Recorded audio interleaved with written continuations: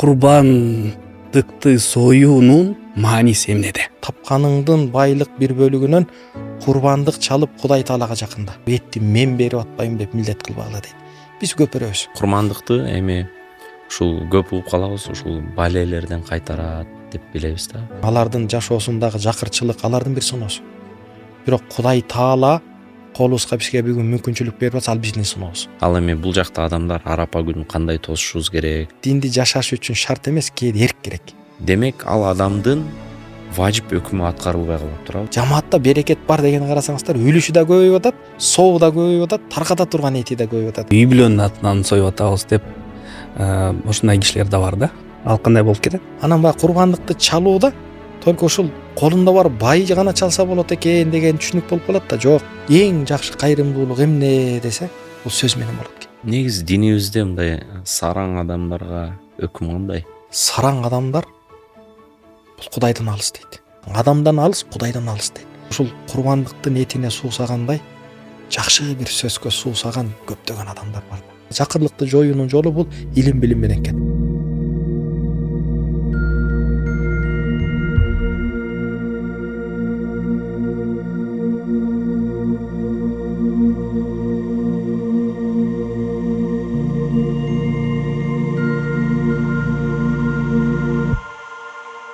Ассалому алейкум ардактуу биздин көрүүчүлөрүбүз, эфирде Заман подкасты. Бүгүн да Бакай Ислам менен биргеликте сиздер үчүн эң бир сонун көрсөтүү тартуулайбыз. Бүгүн Курман айт темасын талкуулап өтөбүз. Курман айт деген кезде бизге Курандын ичиндеги 108-сүрө Аль-Каусар сүрөсү дароо эске келет. Бул сүрөдө Алла Таалам бизге кайрылат. Бисмиллахир-рахманир-рахим. Инна а'тайнакал каусар. Биз силерге Каусар дарыясын даярдадык. Фасолли ли роббика ванхар. Силер намазыңарды окугула жана курмандыгыңарды чалгыла.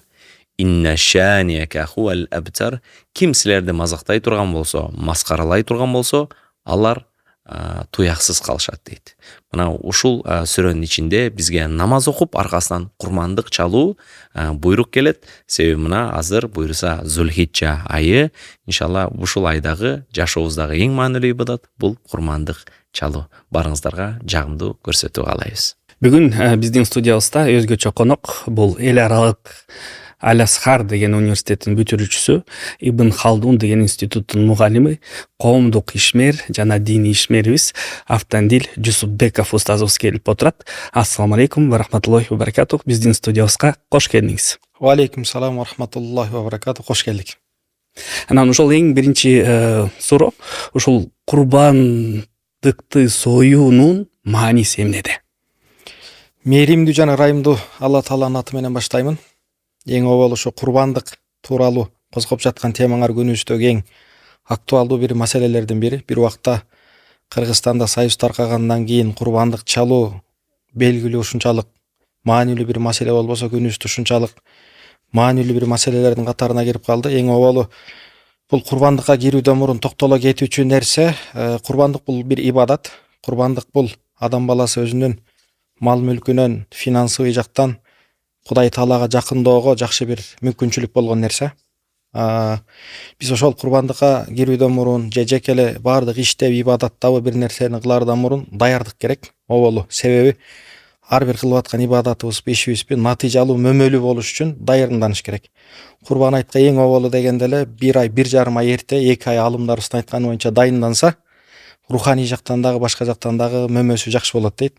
Кудум эле дыйкан баягы багбан алмасы мөмөлүү болуш үчүн жаз келгенде баягы сугарып, бутап, иретке келтирип караса кандай жакшы мөмө берген сыяктуу, инсан дагы ошол бир бак сыяктуу болсо, сууну жакшы бербесе, бак мөмөсүн бербеген сыяктуу инсанга дагы руханий жактан өзүнө керектүү нерселерди бербей турган болсо, бул кылып жаткан ибадатынын кээде маани маңызы да болбой калат. Андыктан баягы адам баласы ушунчалык Кудай Тааланын алдында баалуу нерсе болгондуктан, баягы аткарып аткан ибадатындагы инсан дагы баалуу болгон нерселер менен Кудай Таалага моюн сунуп аткарат экен. Анан курбандыктагы инсанга эң жакын болгон мал мүлк, акча менен. Себеби адам баласы баягы акчаны, дүйнөнү, бала бакыраны жакшы көрөт экен. Куранда Алла Таала айтат: "Биз силерге мал мүлктү беребиз, байлык беребиз, кадыр барк беребиз. бала бакыра беребиз, кээде ошону бербей да коебуз, ошо менен сынайбыз дейт. Анан курбандык бул ошол тапкан акчасынын бир бөлүгү менен жылда бир жолу Зулхиджа деп коебуз, баягы мусулман хижри жыл санагы боюнча ошол айдын 10-чу күнү бир курбандык соёт. Шартына жараша кээде бир чоң кой соёт, же болбосо бир чоң бодомал, бука деп койсок, уй деп койсок болот, же болбосо төө, же болбосо эчки шартына жараша сойсо болот. Анан бул курбандыкты союудагы максат эмне десе, бул Кудай Таалага моюн сунуунун бир белгиси. Кээде адам баласы денеси менен аткарган ибадат болот экен. Ибадат деген нерсе эмне десек, ибадат Кудай Тааланын ыраазычылыгы үчүн бир нерсе кылсак ошондон сооп келе турган болсо бул ибадат экен. Мисалы намаз окуйбуз, орозо тутабыз, ажыга барабыз. Кээ бирөөсү акча менен кылынат, кээ бирөөсү дене менен кылынат. Мисалы орозо дене менен кылынат, ажылык акча менен кылынат, курбандык да ошол эле сыяктуу баягы финансовый жак менен кылынгандыктан Кудай Таалам дагы баягы колунда барларга милдет кылып, Ханафи мазхабында важип деп келет. Муну ошол курбан айт күнү союшу важип. Анан муну канча күн союш керек десек, 3 күн дейт. Анан муну союуда кээ бир эрежелерге, кээ бир шарттарга көңүл бурулуусу керек болгон нерселер болот. Бизде кыргыздарда бир убактарда айыл жергесинде намаз окуй эректен мурун эртең менен эртеле союп коет, бул курбандык өтпөй калат. Анан Кудай Тааланын дагы баягы койгон эрежесине ылайык, ошол Зулхиджанын 3-чү, 13-чү күнүнө чейин, 3 күнгө чейин, асыр убактысынан шамга чейин бүткөнгө чейин сойсо да болот. Курбандык акча менен Кудай Таалага кулчулук болгондон кийин мунун тарыхына келип токтоло турган болсок, негизи Адам алейхиссалам жер бетине биринчи жаралган инсан, пайгамбар катары болгондуктан мунун 2 баласы курбандык чалат, ошол жерден башталат дейт тарыхы. Анан берики жакынкы тарыхты карай турган болсок эле, Мухаммед пайгамбарыбыздын куттуу бир хадисинде келет, бул курбан айт силердин чоң атаңардан калган бир жөрөлгө дейт. Чоң атабыз ким десе, Ибрахим пайгамбардан. Анан ар ким өзүнүн деңгээлине жараша сыналган, жакшы көргөн нерсеси менен сынаган Кудай Таала. Анан Ибрахим пайгамбарга Алла Таала эң жакшы көргөн, карыганда, улгайганда көрбөй жүрүп көргөн баласын курбандык чал дейт. Анан бир канча жолу түшүнө кирет. Түшүнө киргенден кийин Ибрахим пайгамбар баягы түшүм чымбы же шайтан азгырып атабы деп баягы баласын курбандык чалмакчы болот. Анан түшүм баласын айтканда, баласы Куранда келет аятта: "Я абатиф алмату умар". О атаке, Кудай Таала сени кандай буйрса ошондой аткар дейт. Анан ажыга барганда билесиздер, 3 жерден таш ыргытат эмеспизби? Ошол жерден өтүп баратканда Исмаил алейхиссаламды курбандык чалайын деп баратканда тоонун буручуна шайтан азгырат экен. Бул жөн эле түш. Азгырылба, балаңды курбандык чалбай эле кой деп азгырыктарды бергенде таш менен 3 жолу минтип ыргытат экен да. 3 жердечи. Бул ошол Ибрахим пайгамбардан калган жөрөлгө болот. Анан барып ошол жерде баласын байлап, Кудай Тааланын буйругуна моюн сунуп, курбандык чалайын дегенде көктөн Жабирейил периште эмне кылат? Бир чоң кочкор түшүрөт дагы, сен Кудай Таалаңа берилгендигиңди далилдедиң. Бул нерсе менен эмне деди? Сен өзүңө эң жакын болгон нерсени курбандык чалып атасың деди. Айтайын деген күнүбүздө биз мусулмандарга Кудай Таалам балаңды курбандык чал деген жок, жаныңды курбандык чал деген жок. Бирок кээде ошол инсан ушунчалык дүйнөнү жакшы көрөт экенбиз, ошол тапканыңдын байлык бир бөлүгүнөн курбандык чалып Кудай Таалага жакында. Кудай Тааланын ыраазычылыгына жет деп атат. Куранда Алла Таала айтат: "Силердин чалган курбандыгыңардын эти, каны, жүнү, териси Кудай Таалага жетпейт. Бирок Кудай Таалага жеткен нерсеси эмне десе, такыбалыгыңар дейт. Такыбалык деген нерсе эмне десе, Кудай Таалага моюн сунуу. Кудай Таала чал дедиби, чал." Анан баягы динибизде ибадаттар бар. Муну тааббуди деп коет. Баягы ибадат Кудайга кулчулук болгон үчүн аткарылат. Анын кээде маанисин, маңызын, хикматын, сырын түшүнбөшү ыктымал, кээ бирөөнү түшүнүшү ыктымал. Анысыңар баягы курбандыкта дагы мунун хикматы, сыры эмне десе, баягы курбандык чалууда коомдун ичиндеги бай менен кедейдин ортосундагы туруп калган бир дубал болсо, жакырчылык деген, ошону жыга турган нерсе экен. Ислам негизи эле коомдогу социалдык көйгөйдү чече турган дин экен. Рамазан айын ала турган болсок, ошол айда эмне? Курсак ачкаларга тамак берет, жардам пакеттерин таркатып атабыз, түрдүү нерселерди кылып атабыз, анан зекетин берип атат, анан садакасын берип атат. Эми курбан айтта ошондой экен, кээ бир үйлөргө эттин жыты, эттин даамын татпаган адамдарга сүйүнүч тартуулаган нерсе экен. Аалымдардын бири айтат экен, эң жакшы бул дүйнөдөгү амалдар эмне десе, адамдарга сүйүнүч тартуулоо дейт. Мындан өткөн кайф жок дейт. Себеби наркотикадан алган кайф, рахат белгилүү бир убакыттан таркайт экен, адам соолугат экен. Бирок рахаттын кайфы ушундай дейт, баягы адам кууп калат дейт. Дагы эмне кылсам, кайрымдуулук кылсамбы, себепчи болсом эмне кылсам депчи. Ошон үчүн баягы жакшылык иштин адамга тартуулаган рахаты башка дейт. Анан бул Курбан айт дагы ошондой, курбандык чалып, өзү эле сүйүнбөстөн өзгөнү сүйүнтүп, кыргыздарда жакшы сөз бар эмеспи? Тең бөлүшкөндө теңирим сүйүптүр, тең бөлүшпөгөндүн кепини күйүптүр дегендей, өзүнүн тапканын тең бөлүшө билүү бул дагы чоң бир эрдик. Баягы сүйүнүч тартуулоо. Пайгамбарыбыз айтат, баягы кошунасы ачка жатып, өзү ток болуп, андан кабары жок болгон адам бизден эмес дейт. Мындайча айтканда, мусулманчылык толук адамга кирбептир дейт. Бул окуя боюнча айта кете турган болсок, баягы аалымдардын бири баласы коңшусунун үйүнө кирип ойночу экен күнүгө. Анан бир күнү баласы ыйлап келет экен. Анан баласынан сурайт экен, эмнеге ыйлап атасың десе, балдарына тамак берип, мага бербей атат дейт. Мен кет үйүңө деп кубалап ийди дейт.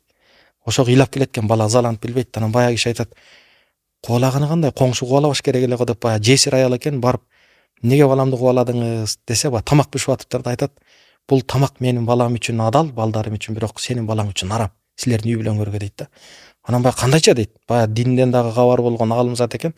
Айтат, үйдө дейт, бир тиштем нан эмес, эт да жок, эч нерсе жок дейт. Ушул балдардын чыркырап курсагын тойгузайын ыйлап аткандан дейт, өлүп калган бир таштанды дагы жаныбардын этин алып келип бышырып берип атам дейт. Куранда ба динибизде Алла Таала уруксат берген да, ачкадан өлбөш үчүн арам өлүп калган бир жандыктын этин өлбөй калганчалык деңгээлде жесе болот. Аша тою эмес. Ошон үчүн берип атам, бирок силердин тамак ашыңар бар, силер муну жегең арам деген экен. Ошол жерде баягы аалым кошунасы Кудайдын алдында ушунчалык өзүн бир күнөөкөр сезип, көз жашын дейт, жылдап, ай эмес, күн эмес, жылдап, ушул кошунамдын абалын ушуну билбеген, мен кандай мерес болуп калгам, ташбоор болуп калгам деген экен да.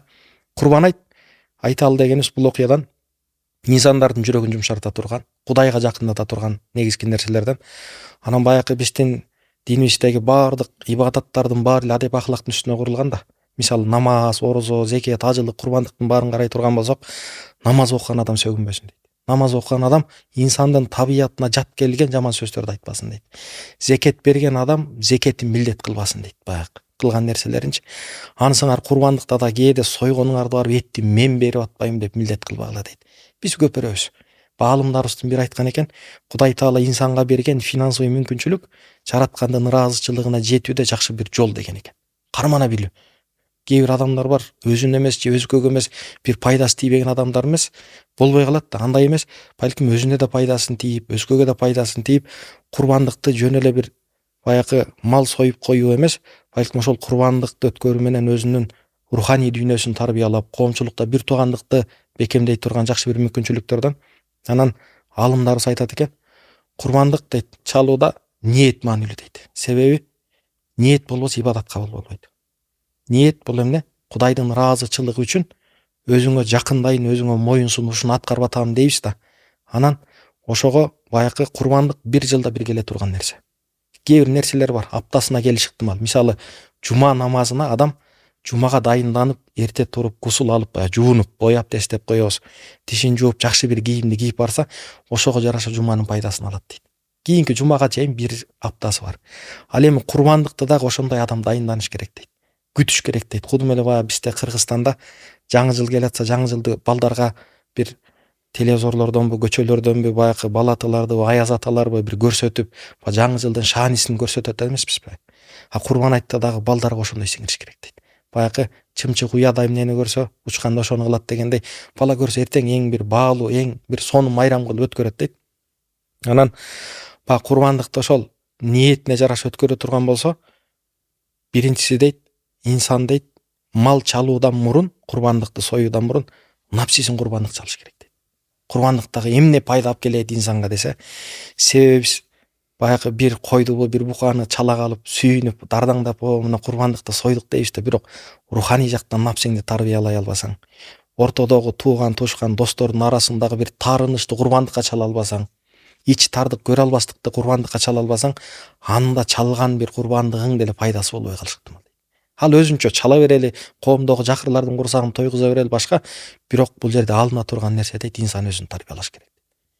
балким кийинки жылга жетебизби жетпейбизби биле албайбыз. Кудум эле Рамазан айы келгенде пайгамбарыбыздын сүйүктүү сахабалары Рамазан келатат десе 6 ай ушундай күтүп, ушул айда кечирим ай экен, Кудай Тааланын жакшылыктары жайт экен, ошого жетип калалы, Рамазан айы өтүп кеткенден аттың ай ушуну колдон өткөрбөйдүк, эми өлүп калсам эмне кылам дечи экен да. Биз да курбан айтты ушундай бир эле курбандык чалуу эмес, ушунчалык коомдун ичиндеги ынтымакты бекемдей турган бир нерсе катары кабыл ала турган болсок, анда адам өзгөрөт дейт. Ийгиликке жетет дейт. Курмандыкты эми ушул көп угуп калабыз, ушул балелерден кайтарат деп билебиз да. Ошол канчалык чын негизи? Негизи пайгамбар саллаллаху алейхи вассалам куттуу бир хадисинде келет эмеспи? Берген садакаңар балелерден сактайт дейт. Аятта да эле Алла Таала астаизу билла лан таналул бирра хатта тунфику мимма тухиббун, өзүңөр жакшы көргөн нерсени Кудай Тааланын жолуна сарптамайынча жараткан эгеңердин жакшылыгына жетпейсиңер дейт.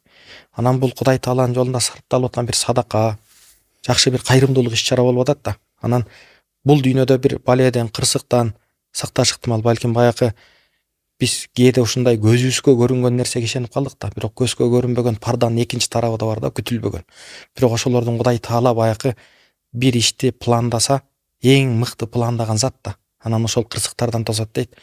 Анан эң чоң бале эмне десе, бул дүйнөдө адамдын өмүрү өтүп кете берет. 50 жылбы, 60 жылбы, 70 жыл өтө берет. Бирок эң чоң бале ушу акыретте барганда баягы Сират көпүрөсү деп коет да, кыл көпүрө деп коет эмеспизби? Ошол жерге барганда дейт, курбандык чалган курбандыгыбыз бизге унаа улоо болуп берет дейт да. Пайгамбар хадисинде айтат, силердин дейт чалган курбандыгыңар эң мыктысы болсун дейт. Баягы эптеп, баягы өлүп кала турган коюңарды, баспай калган букаңарды алып келип сойбогула дейт. Эң мыктысын сойгула дейт. Ошол элдин баары өтө албай кыйналып аткан көпүрөдө дейт, силерди дейт тез алып кете турган ошол курбандык дейт. Эң мыктысы дейт. Анан баягы курбандык боюнча пайгамбарыбыз Айша энебизге келип курбандык чалат да. Анан курбандык чалгандан кийин Айша дейт, эмне кылдың курбандыктын этин дегенде айтат, баягы койдун бир эле устаканын алып калдым дейт, эми бир жийлигин алып калдым дейт. Калганын баарын ушу жетим жесир мукташтарга таркаттым дегенде пайгамбарыбыз жок дейт. Наоборот дейт, ошо таркатканыңдын баары бизде калыптыр, бир эле жилик ошо бизде калбаптыр дейт да. Себеби эмнеге? Кеткен үчүн согу бизге келет. Азирет Алинин айткан жакшы сөзү бар эмеспи? Эгер сен бирөөгө жакшылык кылсаң дейт, аны дейт өзүң үчүн жакшылык кылган болдуң дейт.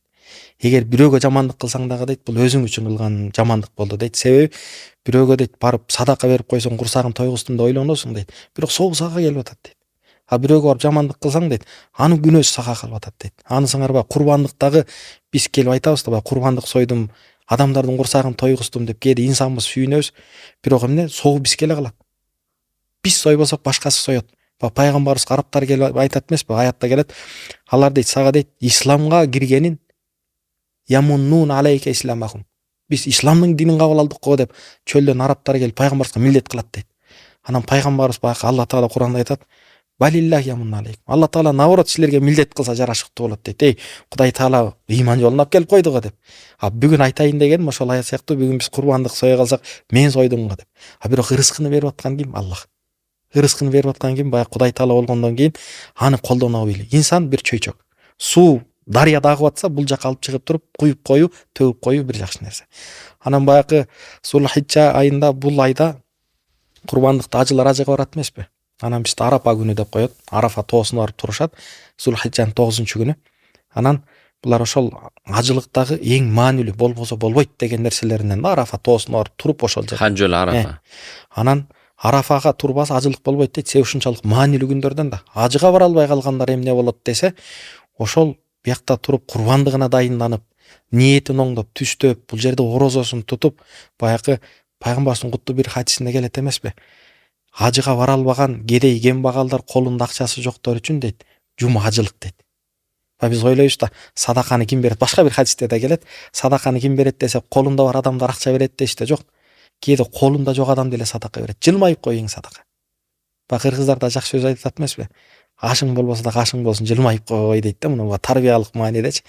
Анысыңар баягы акчасы жок ажыга бара албагандар Арафа күндү Кудай Таалага кулчулук кылып, жакшы амалдарды кылып, адамдарга жакшы сөз сүйлөп өткөрө турган болсо, Кудайдын казынасы экенин ажылга барып келгендердин соогунда бериши ыктымал дейт аалымдарыбыз. Эми аалымдардын өмүр таржымалынан карасак, мисалы пайгамбарыбыздын имам Абу Ханифанын эң ишенимдүү шакирти Абдулла ибн Мубарак деген болот, чоң бизнесмен болот. Бул өзү бир кулдун баласы чыгып, анан бул канча ирет 28-22 жолу ажылыкка барууга ниет кылат. Курбандыкка байланыштуу болуп атат да, бирок бир сапарында кетип барат, ачка жаткан адам болсо ошол ажынын акчасын ошол үйгө сарптайт.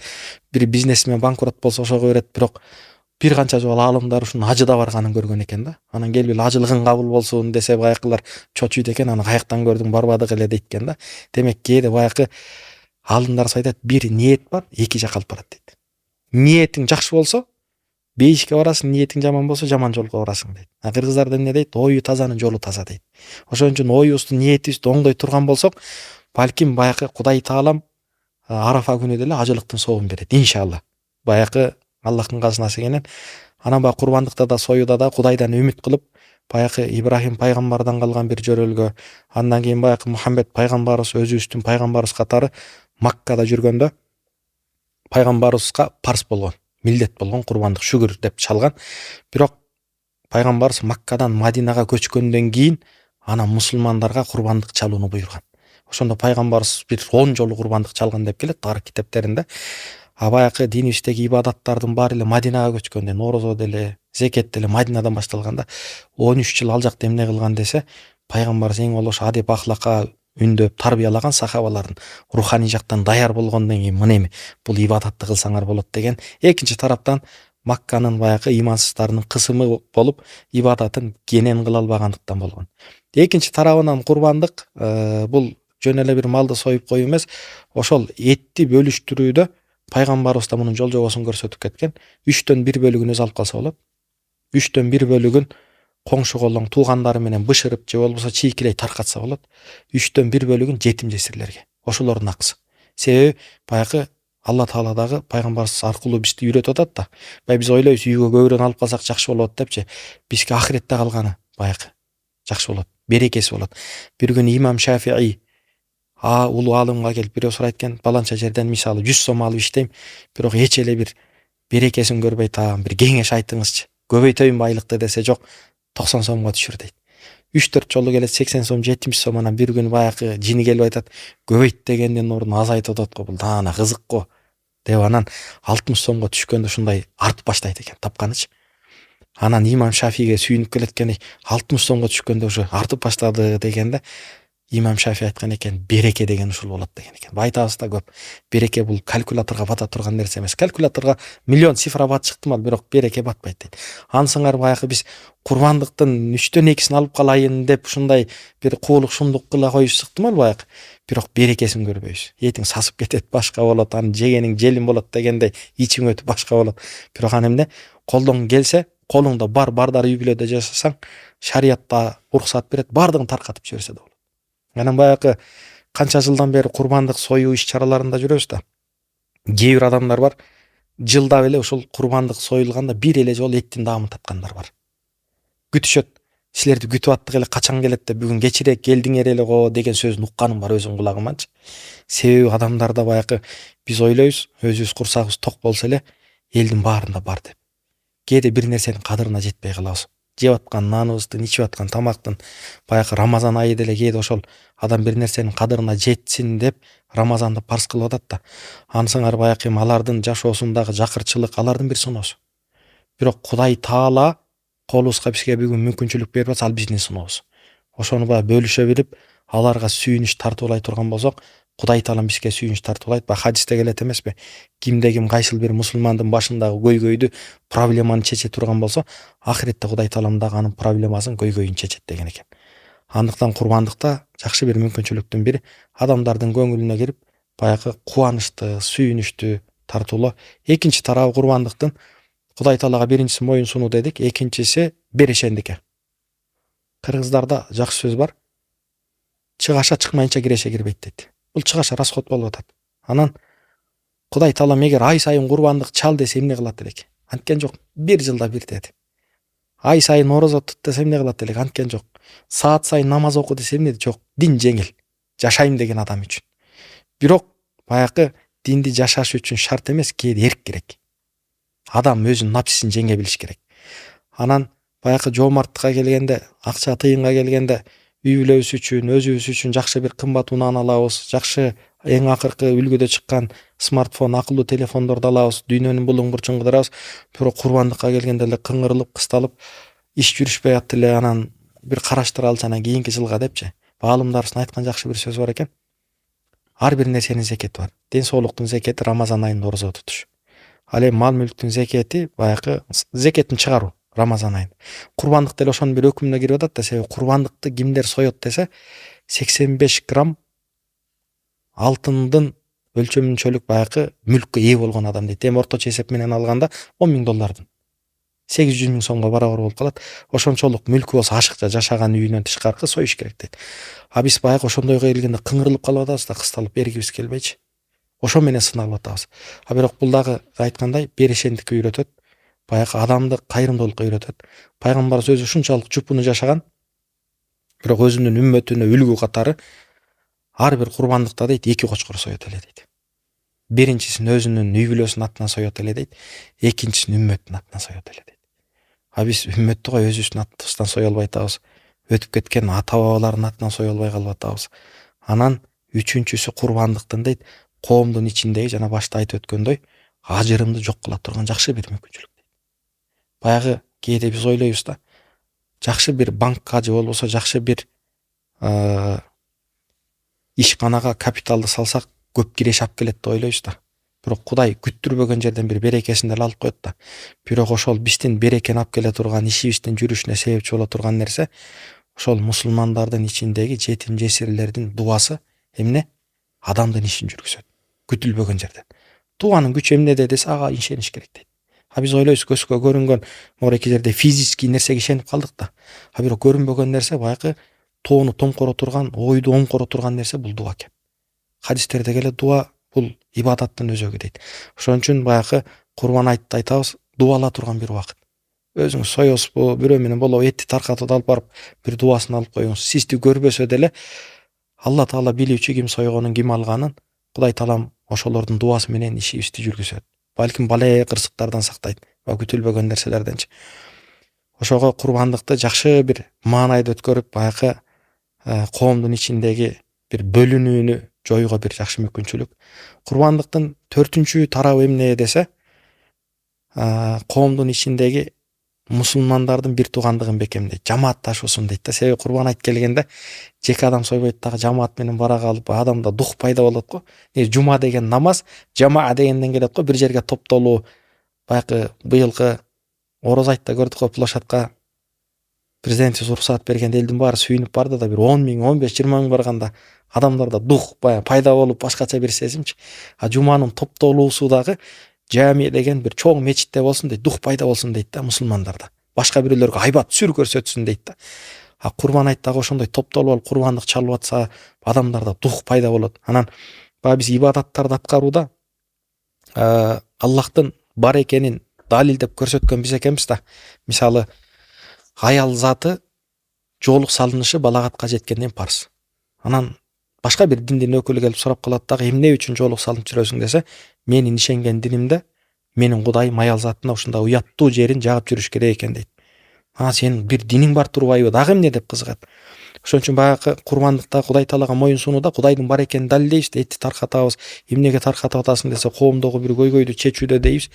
Куранда Алла Таала мен жер жүзүнө дейт, өзүмө орун басар дейт. Орун басар деген ишеничтүүсүнөн коет да Кудай Таалачы. Өзүмө бир өкүлүмдү жаратам, дайындайын дейт. Периштелерди эмес, башкаларды эмес, жиндерди эмес, Кудай Таала инсанды койгон. Напсиси бар, күрөшө турганчы. Ошол напсиси менен күрөшүп, менин орун басарым болуп, Кудайдын бар экенин, бир экенин мыйзам менен, эреже менен жашап көрсөтсүн деп эмне адамзатты койдум деген экен. Баягы бул биз үчүн бир сыймык. Ошон үчүн Кудай Таалам бүгүн баягы курбандык чалууга мүмкүнчүлүгү кимдир бирөөнүкү жетип атса, Кудай Таалага 1000 мертебе деп шүгүр деп чалыш керек. Инсандык катары кыжалат боло беребиз. Азирети Алидин айтканы бар да, колуңа дейт, келин келип атса дейт, ишиң жүрүшүп атса, бере бер дейт, курбандыгың чала бер, жакшылыгын кыла бер дейт. Колуңдан ошонун баары кетип атса дейт, дагы деле жакшылыгынды кылып курбандыгын чала бер дейт. Себеби эмнеге? Келип атканда бул казына дейт, каяктан келип атат, булак соолбайт дейт, Аллахтан дейт. үмүтүңдү үзбө дейт. Кетип атса дейт, ал уже болду, бүттү дейт. Кудай таала берекесин алып койсо дейт, сактап аны жердин алдына көмсөң дагы дейт, анын эч бир пайдасын көрбөйсүң дейт да. Ошого баягы Кудай таала берген нерсени туура пайдаланып, Кудай таалага жакындасак эң жакшы нерселердин бири болот. Эң сонун мен ушул арапа күнүнө токтоло кетейин деп атам. Негизинен ушул ажыга барбаган адамдар, эми ажылыкта албетте ажыкелерибиз Арафатта болуп, өрөөнүндө ошол жакта дуа кылышат эртеден кечке чейин. Ал эми бул жакта адамдар арапа күнүн кандай тосушубуз керек, ушундай кандай ибадаттарды аткарсак жакшыраак болот?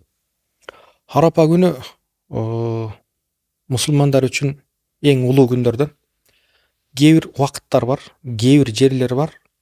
Мусулмандар үчүн сооп топтогон эң ыңгайлуу болгон. Рамазан айынын ичинде Кадыр түн бар да, 27-нчи күнү. Бул жакшы бир мүмкүнчүлүк. Мисалы бир адамдын өмүрүнө тете болгон. Аны саңары мисалы Маккага барганда жерлер, мисалы бул жерде отуруп бир намаз окусак бир сооп алабыз, мечитке барсак 27, Маккага барсак 100 000 деп сооп алабыз. Унук эле жүрөбүз. Мадинага барсак, Кудуска барсак дегендей. Аны саңары кээ бир убакыттар бар экен, мисалы жума күнүндөгү бир убакыт, арапа күнүндөгү убакыттар инсандын дубасынын кабыл болуусуна дагы көбүрөөк ыктымал. Ишеним болгон. Анан Кудай таалага жакындоого, жакшылык бир иш кылсаң, эселеп, миң эселеп соовун бере турган күндөрдөн экен. Ажылыкка бара албай калган адам арапа күнү эмне кылат десе, бул жакта орозо тутат. Сунна муаккада деген пайгамбарыбыз тарабынан көрсөтүлгөн бекемделген сүннөт. Орозосун тутат. Ошол күнү тилин тыябы, көзүн тыябы, сөзүн тыябы бардык жактан үлгүлүү мусулман болгонго аракет кылыш керек. Бир эле арапа күнү эмес негизи. Мусулманды баягы түздөй турган нерсе, оңдой турган нерсе ибадат дейбиз го. Баалымдар айтат, Рамазан айы келгенде эле бир идеалдуу мусулман болуп, Рамазан бүткөндөн кийин тас кейпиңе түшпө деп, аны сыңары арапа күнү бир катамды оңдоюн, ушул кийинки арапага чейин адам болоюн, жалган айтат элем, ушул жалганды тыштайын, афиристигим бар эле, ушуну тыштайын деп оңоло турган болсо, жакшы тилек жарым ырыс дегендей Кудай таала ошол нерсеге жеткирет. Андан сырткары колунда бар адам болсо садакасын берсин. Эгер мүмкүнчүлүк болсо дейт, баягы нафил кошумча бир курбандыктар болсо чалып, балким эртең айтка дайындык катары көрүп, баягы курбандык неттер союлганга чейин үйүндө бир этке жетпей аткан, ушунчалык баягы көңүлү көөдөн ач болгон инсандар болсо, этин берсин, продуктусун берсин, азык түлүгүн алып барып берсин. Бул Кудай тааланын алдына барганда эң чоң сооптордон болот, билинбегени менен. Ошого баягы арапа күндү катардагы бир күн эмес, Кудайга жакындай турган эң жакшы бир күндөрдөн катары өткөрө турган болсок, Кудай таалам ошонун соопторун берген болот. Ошол мисалы үчүн мүмкүнчүлүгү бар болуп туруп, анан курбандыкты чалбаган адамдын өкүмү кандай болот? Негизи биздин Ханафи мазхабта курбандык чалуунун өкүмү важип, парздан кийинки эле деңгээлде. Кээ бир мазхабтарда сүннөт деп айтылат. Анан курбандык чалыш үчүн белгилүү бир шарттар бар. Мусулман болуш керек, балагатка жетиш керек, сапарда болбош керек дейт. Анан 85 грамм өлчөмүндөгү бир финансый мүмкүнчүлүк болуш керек дейт. Азыр Кудайга шүгүр, Кыргызстанда ар бир адамда эле андай мүмкүнчүлүк болуп калды да. Ошолорду бардыгы бир инсанда пайда болуп туруп да кайдыгерлик кылып курбандык чалбай турган болсо дейт, пайгамбарыбыздын куттук хадисинде келет, биздин намаз окуган жерибизге келбей эле койсун дейт. Бул дегени жолобой эле койсун, мусулман эмес да, иманы толук эмес экен дегени да. Андыктан ошол хадиске таянып туруп, Ханафи мазхабынын аалымдары важип деген өкүм берет да, чоң күнөө болот. Кудум эле баягы динибиздеги эң маанилүү болгон түркүктөрдүн бирин кайдыгер кабыл албай, бул боло берет да деген нерсе менен алып бере турган болсо, Кудай таала эртең бир жерден тоголотот, бир курбандык чалбады, 1000 курбандык чалынышы ыктымал. Айтат, сен мал мүлкүңөн чыгарбасаң, жандан чыгарат дейт. Кудай сактасын. Бала бакырасы болобу, үй бүлөсү болобу, жакындары болобу, Кудай сактасын ушул нерседен. Ошон үчүн кыргыздарда деле жакшы нерсе бар го, кан чыгарып коелу деп. Бул курбандык жакшы бир мүмкүнчүлүк. Бир ок менен эки коен айт дегендей, курбандык чыгарып баягы бале кырсыктан сактансак да болот. Экинчиси баягы курбандыктын аркасы менен Кудай таалага жакындоого жакшы бир мүмкүнчүлүк, баягы соопту алууда.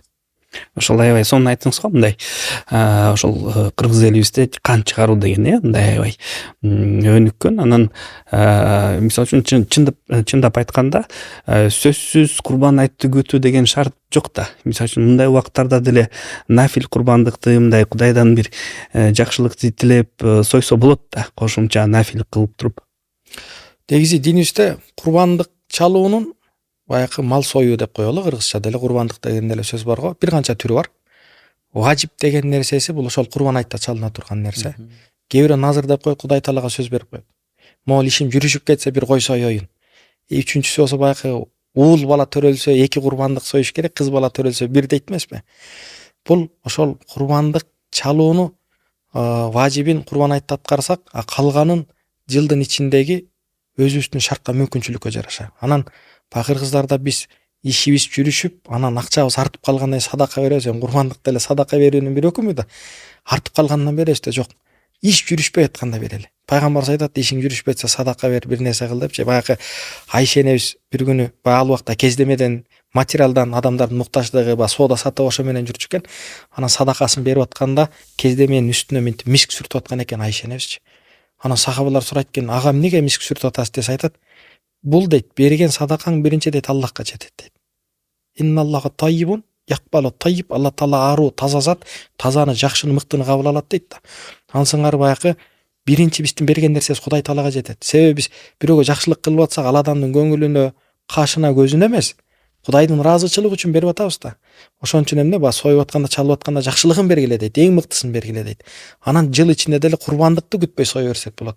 Бир жылга чейин мен курбан айтта соет элем дегенге чейин да канча өзүңдө курбандык чалынып чыктым. Бирок эмне акыйканы уулуң төрөлдүбү, бир айдын ичинде сой шартың болуп атса, ишим жүрүшүп кетти, ушуну деп аткарайын дедиңби, аны сой, эң жакшысы. Анан мен бир канча ишкерди билем. Булар ай сайын бир кой эмес, бука сойгондор бар. Азыр бир букаң орточо эле 150-200 миң да. Эми муну мен 2-3 жыл мурун көрдүм эле. Анан булар ай сайын ошо иши жүрүшүп атса да, жүрүшпөй атса да, өздөрү көз айнек сатышат. Бир туган бар эле. Улам эле ай сайын союп эле медресеге алып келип таштап, тарката турган жер белгилери бар эле деп айтып калат да. Анан баягы бул жөрөлгөнү каяктан көргөн десе, булар ата бабаларынан, атасы үйрөткөн бир маанилүү, маңыздуу нерсе болгон үчүн сиңсе керек да. Анан баягы бизде бир тааныш бар, анан ай сайын эле кээде 2-3 курбандык союп калат. Анан мен сурадым да, кээде курбандык сойгончо балким продукты жагынан деле медресеге же болбосо стипендия кылып деле жардам берип койбойсуңар десе, жок, ал курбандыктан башка эч нерсе кылбайт дейт. Эмнеге десе, союз таркагандан кийин ошол Байтик айылында молдо жок да Бишкекте. Анан бир ингуш башка бир улуттун имам барып калып, анан ишиң жүрүшпөй атса курбандык чал, ишиң жүрүшүп атса курбандык чал, түрдүү нерсенин баарын эле курбандык чал кутуласың дей берген экен. Баарын эле курбандык чала берет экен. Бу да бир туура нерсе. Андыктан баягы бир курбандыкты колунда бар адам адат кылып алса жакшы болот. Эми бул баарына парз эмес, милдет эмес. Бирок шарты жеткендер союп турса эң жакшы амалдардын. Себеби баягы кайра эле ошол адамдардын сүйүнүчүн, көңүлчүн көтөрүп атат да ошого. Мисалы үчүн эң маанилүү суроо бул жашообузда Кыргызстанда мен аябай көп байкайм, көп кездешет. Эгерде мен курбандык чала турган болсом, биринчи ирет бул тирүү адамдар үчүн союлуш керекпи, же биз деген ушу атам өтүп кетти эле, же чоң атам өтүп кетти эле, ошонун атынан союп коеюн деп, мисалы үчүн бир курмандык берет да, бирок өзүнүн важип өкүмүн аткарбай калат. Ошол канчалык маанилүү? Биринчи иретте кимге союш керек? Анан мисалы үчүн өтүп кеткендерге союлган, ал деген нафил курмандык болот, анын өкүмү кандай? Ошол тууралуу сөз кылып өтсөңүз. Негизи ибадаттардын баары тирүү адамдарга милдет. Көз өткөндөргө милдет эмес. Себеби баягы денеси менен, мисалы орозо же болсо мал мүлкү менен тирүү адам аткара турган нерсе да. Анан өлгөн адам болсо же мында дене да жок, же мал мүлк да жок да. Бирок динибизде кээ бир ибадаттарды өтүп кеткен маркумдун атынан мураскери, баласыбы, урук тукумунан бирөө аткарса болот. Мисалы ажылык деп коебуз да, хаджул бадал деп коебуз го, атасынын ордуна ажылык кыла турган болсо, умра кыла турган болсо, ансыңар курбандык дагы эмне чалса өтөт. Бирок эң оболу баягы тирүү адам өзүнүн мойнунан куткарыш керек. Биринчи ирет. Бирөөнү эмне кыласың? Биринчи өзүңдүн мойнуңан куткар. Андан кийин башка бирөөгө баягы атаңдын атынанбы, өтүп кеткен жакын туугандардын атынан кылса болот. Сен кыяматта барганда биринчи ошол тирүү адам өзүнүн эсебин бериш керек. Өзүнүн тапкан акчасынан болуп атса. Анан эгер акча жагынан мүмкүнчүлүгү кенен боло турган болсо, ошол жарык дүйнөгө себепчи болгон атасыбы, апасыбы, чоң атасыбы, чоң энеси атынан чалса, бирди эмес бир канчаны чалса да болот. Кээде ошо баягы менин иманга келишиме ошол үммөтүм деп көз жашын төккөн деп пайгамбарыбыздын атынан чалгандар бар. Бир жылы көрдүк элек, пайгамбарыбыздын атынан, Абу Бакирдин, Умардын, Усмандын, анан Абу Ханифанын атынан деп улуу сахабалардан, имам жетекчилеринен кошуп туруп, мен тааныган эле bir байке 7 кишини бириктирип bir чоң букан акчасын берип койду. Ушуну союп коюңузчу деди да. Карасаңыздар. Анан өзү дагы кыздардын атынан, үй бүлөсүнүн атынан, жеңенин атынан бирди сойду, өзүнүн атынан бирди сойду. Bir 3 бука сойду окшойт мен көргөнүм элечи. Эми бул айтты да, мага 1 жылда бир келет дейт. Мен башка айда курбандык чалсам өтпөйт дейт. Соовун дейт, балким кошумча бир сооп алышым ыктымал дейт, бирок мунун соовун ала албайм дейт. Карагыла байкы ошол нерсенин даамын таткан да. Ансыңар байкы тирүү адам биринчи өзү сойсун. Андан кийин мүмкүнчүлүгү жетсе, өтүп кеткен туугандардын атынан курбандык чала турган болсо сообу жетет. Экинчиси эттин көптүгү байкы адамдарга жетет. Жакшы бир сөз угуп калдым эле. Имам Шафиидин байкы баалуу сөздөрүндө таандыктап айтат муну дагы. Чакырылыктын арты капырлык дейт. Байкы коомдун ичиндеги жакыр адам кээде курсак ачка болгондо айла жоктон уурулукка барат экен. Айла жоктон бир күнөөгө барат экен. Айла жоктон адамды тоноп байкы эмне кылат экен? Курсагын тойгузайын дейт экен. Кичинекей күнөө келип отуруп байкы адамдын денесинде пайгамбар хадисинде келет эмеспи? Bir муштунда эт бар депчи. Анан күнөөнүн дейт, сен кылып атканда дейт, чоң кичинесине караба дейт да, мындарыбыз. Эмнени кылып атасың ошону кара дейт. Ууру эң жаман күнөөлөрдөн да. Хадисте келет да, мусулман адам дейт, башка бирөөгө тилинен колунан зыян тийбесин деп.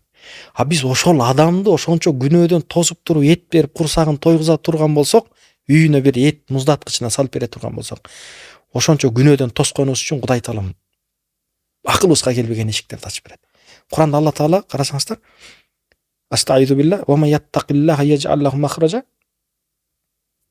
Кимде ким Аллахтан коркуп таквалыкты кармана турган болсо дейт. Таква Кудайдан коркуп.